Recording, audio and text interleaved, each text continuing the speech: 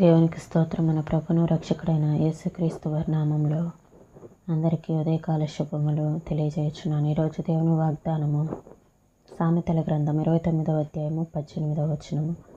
దేవోక్తి లేని ఎడల జనులు కట్టులేక తిరుగుతారు. మనకి భక్తుల కాలం నుంచి దేవుని యొక్క దర్శనాలు కలుగుతూనే ఉన్నాయి.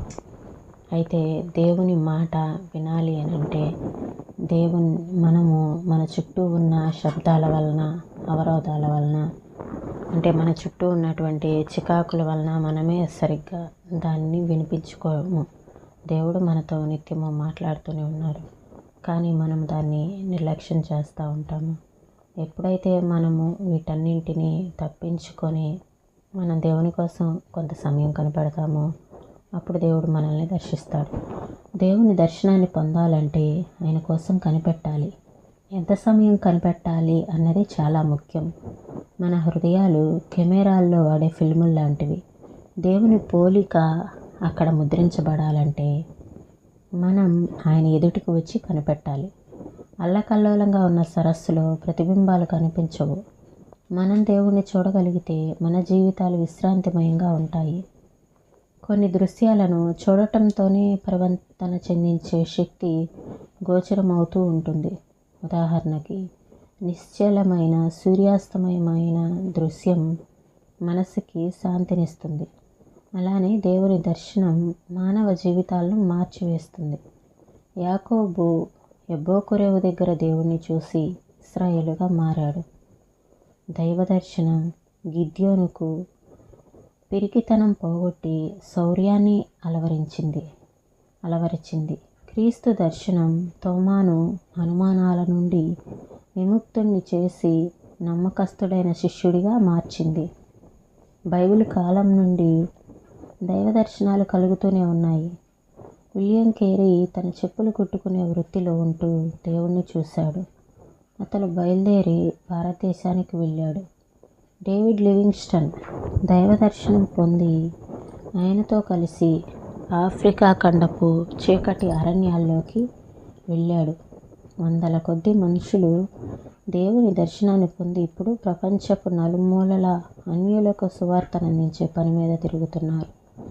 ఆత్మలో ఎల్లప్పుడూ పూర్తి నిశ్శబ్దం ఉండదు.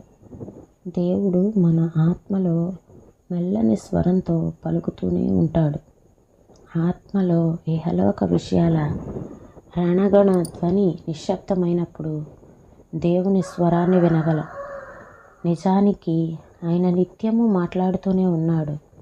మనమే మన చుట్టూ ఉన్న శబ్దాల వలన, హడావుడి వలన, అవరోధాల వలన వినిపించుకోము. మౌనం ఆవరించిన వేళ పలుకు ప్రభు. హృదయపు శబ్దాలను నిమ్మళింపచేసి ఆశతో నీ పలుకుకై వేచి ఉన్నాను.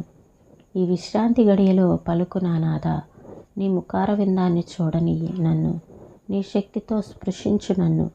నీ నోటి మాటలు నాకు జీవం కదా తండ్రి, పరలోకపు పరమ భోజనమే కదా. నా ఆత్మ ఆకలిని చల్లార్చుదేవా. పలుకు ప్రభు, నీ సేవకుడు వింటున్నాడు. మౌనంగా ఉండకు, నీ మాట కోసం ఆశతో నా ఆత్మ ఎదురు చూస్తున్నది. ఈ మాటలను ప్రభు మన వెనుకల్లో దీవించుగాక. ప్రార్థన చేసుకుందామండి.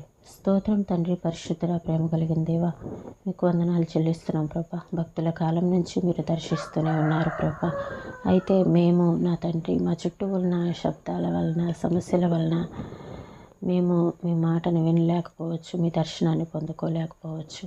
అయితే నా తండ్రి దేవా, మీరు పలికే వాటిని మేము వినాలి అంటే మా చుట్టూ ఉన్నటువంటి వాటిని వాటిని పక్కన పెట్టి ప్రభా, ప్రశాంతమైన నిమ్మలమైన వాతావరణంలో మీకోసం ఎదురు చూసే కొంతకాలాన్ని, కొంత సమయాన్ని మేము వెచ్చించే వారిగా ఉండటానికి సహాయం చేయమని అడుగుచున్నాను ప్రభా.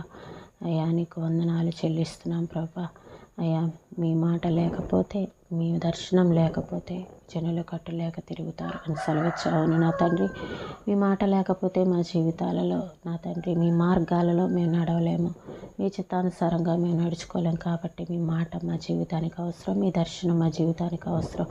మీరు ప్రతి ఒక్కరిని దర్శించమని, మీ నామానికి మహిమ తెచ్చుకోమని యేసయ్య పరిశుద్ధమైన నామంలో అడిగి వేడుకొంచున్నాం తండ్రి. ఆమేన్.